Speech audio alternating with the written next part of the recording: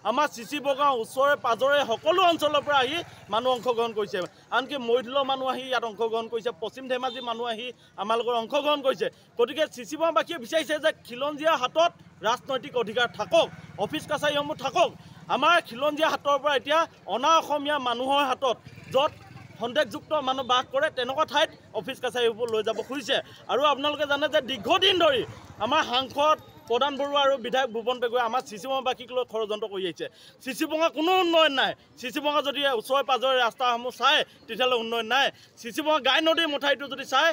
কোনোদিন বিজ্ঞানসন্মত নিৰ্মাণ হোৱা নাই গতিকে আমি ক'ব খুজিছোঁ যে